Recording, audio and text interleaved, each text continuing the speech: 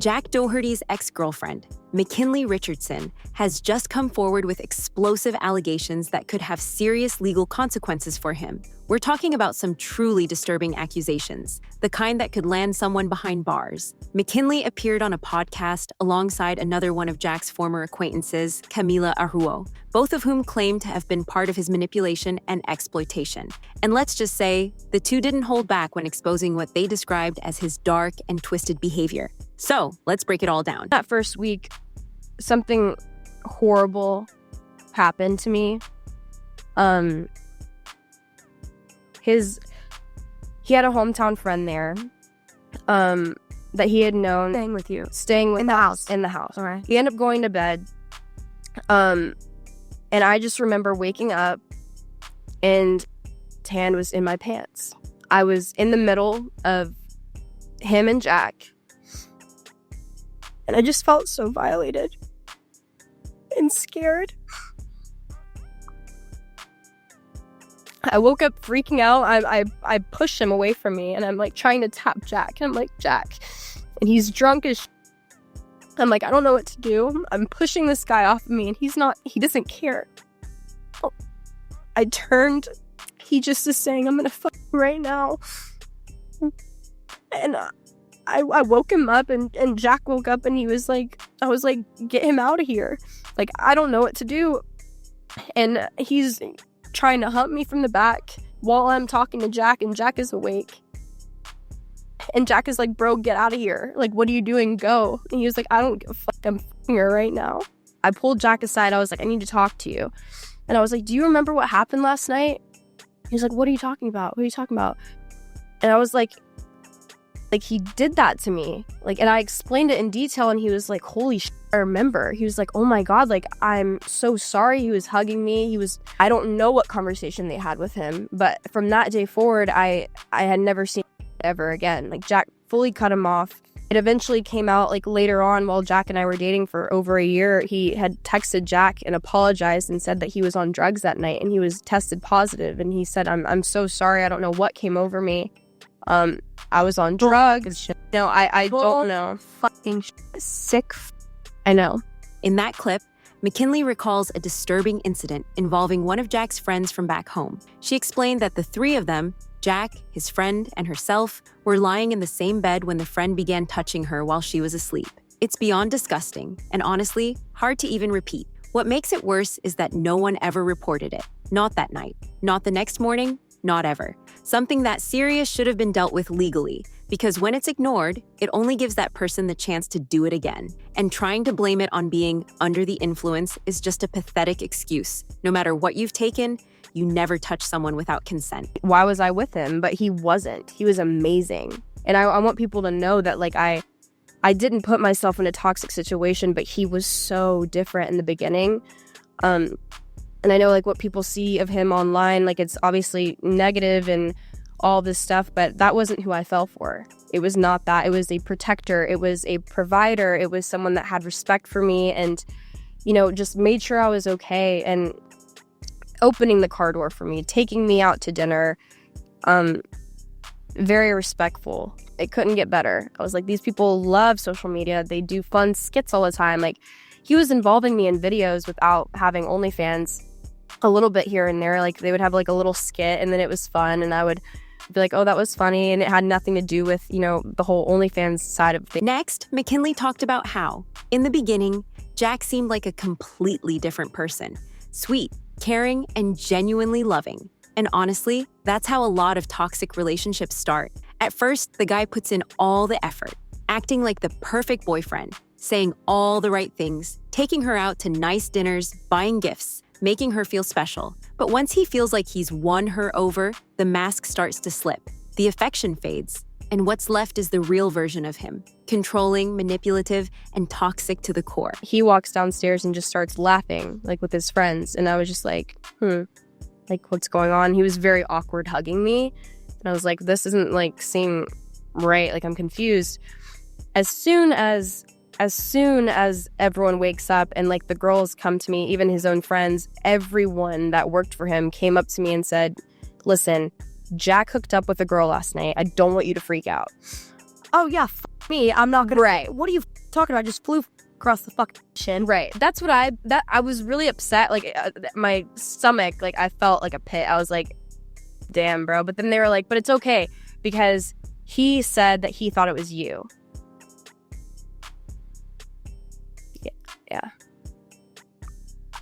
Yeah. Out of every fucking excuse ever, like actually ever, I'd never heard of. No, me neither. Genuinely. No. No, you don't get it. I thought it was you. Right. No, I her because I thought it was your. Right. This next part is honestly unbelievable. Mckinley revealed that Jack actually cheated on her, but somehow tried to claim he thought it was her. Like, what even is that excuse? At first, it almost sounds like a joke, but unfortunately, it's completely real. Mckinley shared how she flew all the way from Los Angeles to Miami, literally across the country, only to land and find out Jack had cheated, with him trying to brush it off by saying, "Oh, sorry, I thought it was you." It's ridiculous, and honestly, it just shows how little respect he had for her or the relationship. And he's actually not prescribed even anymore, but that it became a problem with him, especially with the drinking. That's why he got so drunk, because he was, tweaking out on Adderall as well, and that's something you can't mix. So that's why I really looked out for him, and I worried for him because I knew he was taking the Adderall, but he would take it in ways that you shouldn't take it, like popping 2 at once, and you would have that, that feeling of just like bouncing off the walls. That's why he was, so blackout drunk when he would drink. It was that on top of the alcohol, mixing that. It was horrible. There were times where I felt like I had to call an ambulance because he was saying, like, I feel like I'm gonna die, my heart's beating out of my chest. And he would always make jokes about that. He would give it to his employees. He would say, you'll work better if you take this. You'll be more sharp, you'll be more efficient, like you said. Like he really tried to get a lot of his employees on it because they were doing exactly what he was doing. He needs his filmer to be on Apple. He would want the people he's working with to be on the same page because you're just like, go, go, go, constant go. The next thing Mckinley revealed was that Jack allegedly has a serious substance problem, specifically with something known as AD, which for context is basically caffeine on steroids. It makes people extremely hyper and erratic, which honestly explains a lot about his chaotic behavior on stream. Now, if he chooses to mess himself up with that, that's his issue. But according to Mckinley, he was also giving it to people on his team. And that's where it crosses the line. Handing out unprescribed substances to others is incredibly reckless. Not everyone's body can handle it. Someone could have a dangerous reaction, become addicted, or even overdose. It's not just irresponsible, it's genuinely life-threatening. And she basically told me, listen, don't freak out, but Jack really wants you to start OnlyFans, and he said that there's no reason for you guys to be together if you're not helping. And I broke down in tears. I was like, wow. Like, everything that he had said to me, like, oh, I know you're my wife because you don't have one, and getting me to go to dinner and try to get me on OnlyFans, but it didn't work.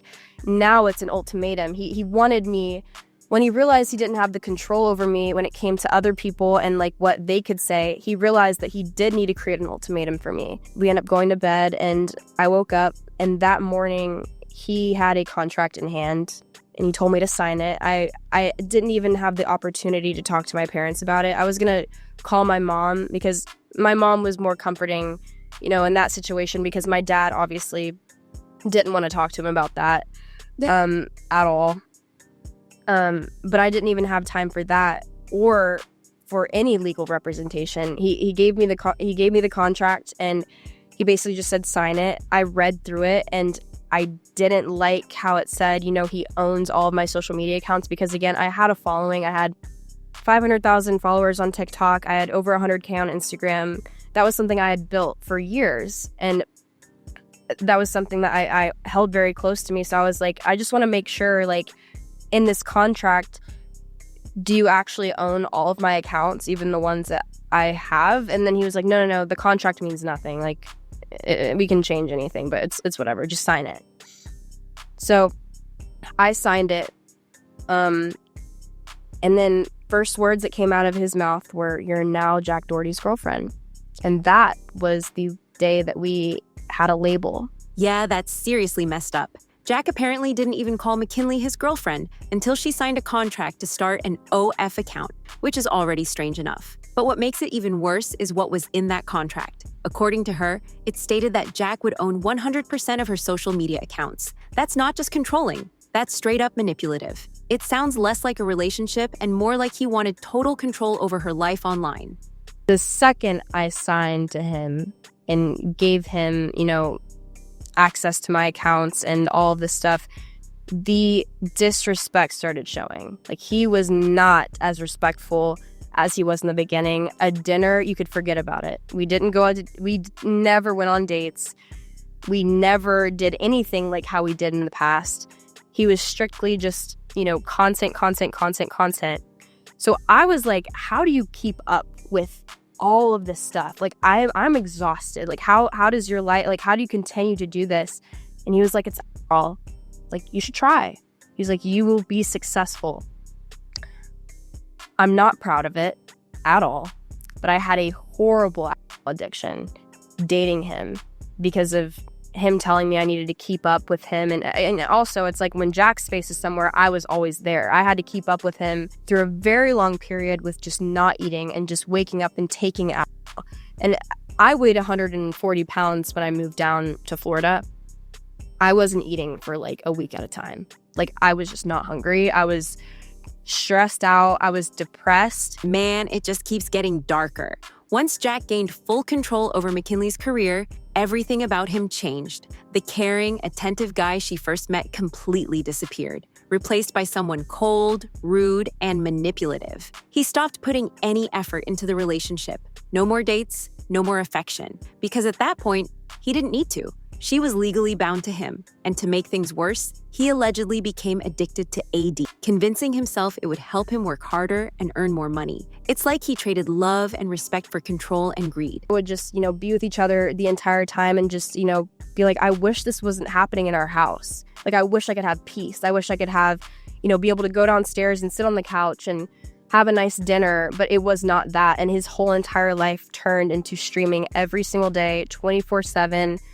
And it wasn't him being nice to me. It was constant disrespect. And that was something that was very, very new. Like, I was like confused. I'm like, where did the person I met go? Like, where did the person go that stood up for me and made me feel safe? And, but again, this is all masked because he said it was just for content. But some of the worst things happened to me.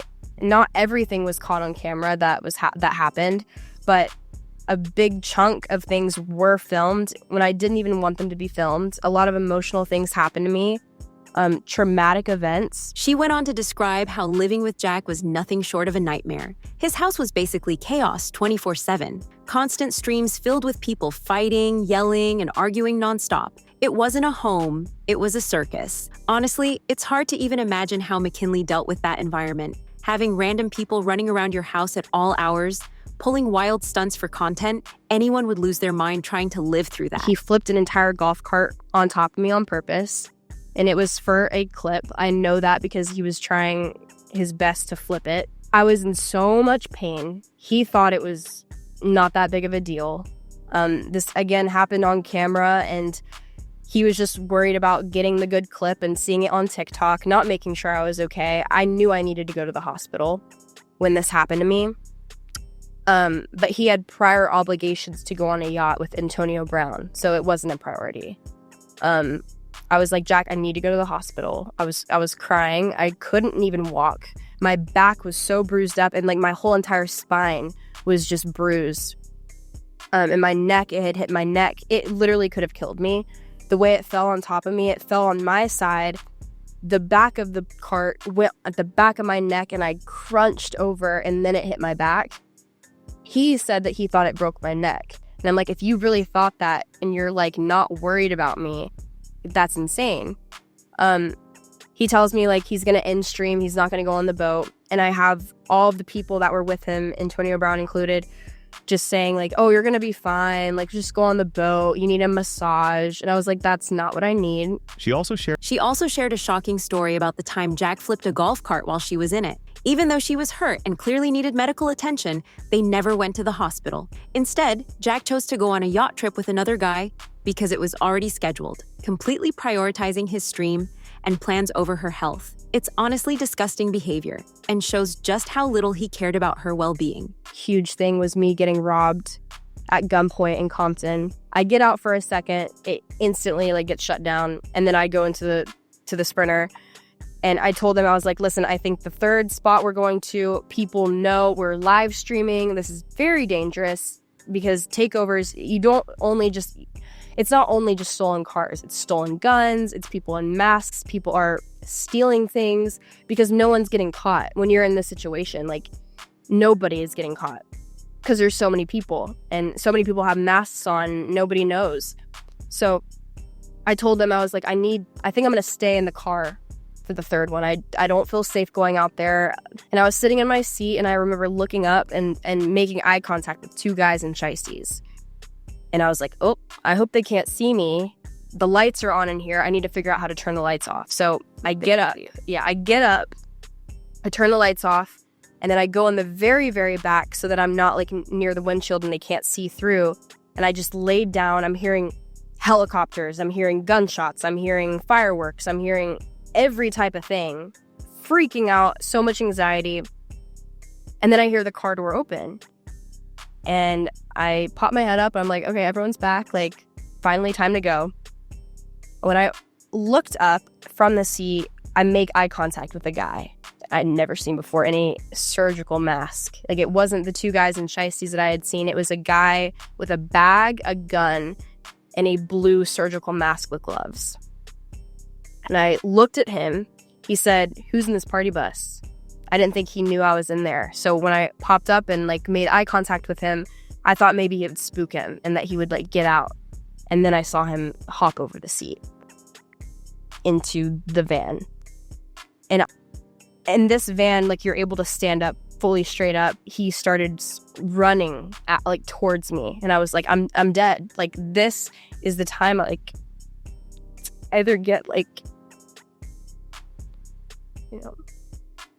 killed or something horrible.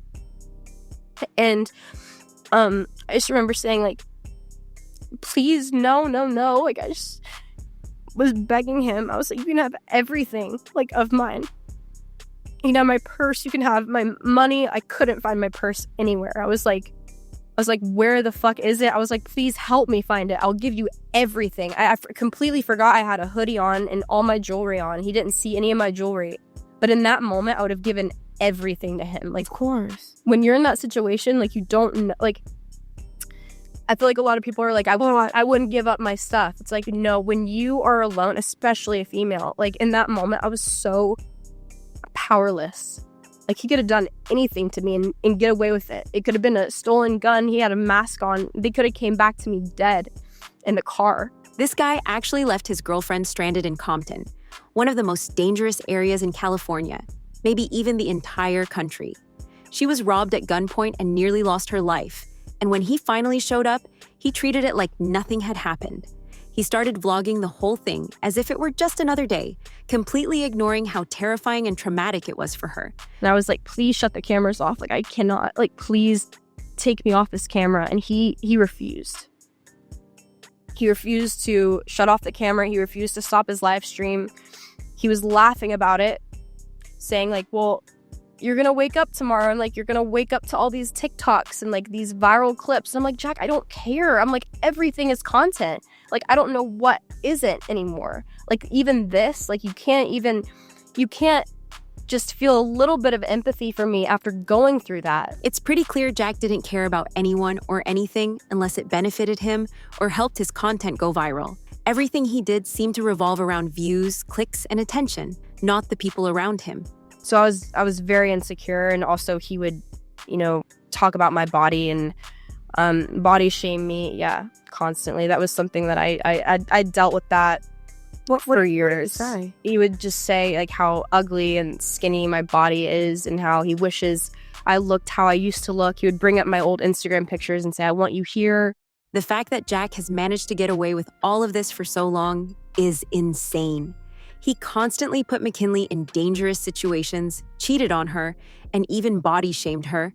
It's beyond disrespectful. At this point, it's hard to understand how someone like that still has any sort of following. Hopefully, Mckinley gets the justice she deserves, because this behavior is straight up unacceptable and needs real consequences. That's where the first part of Mckinley's story ends. But it's more than enough to show just how toxic and harmful Jack was throughout their relationship.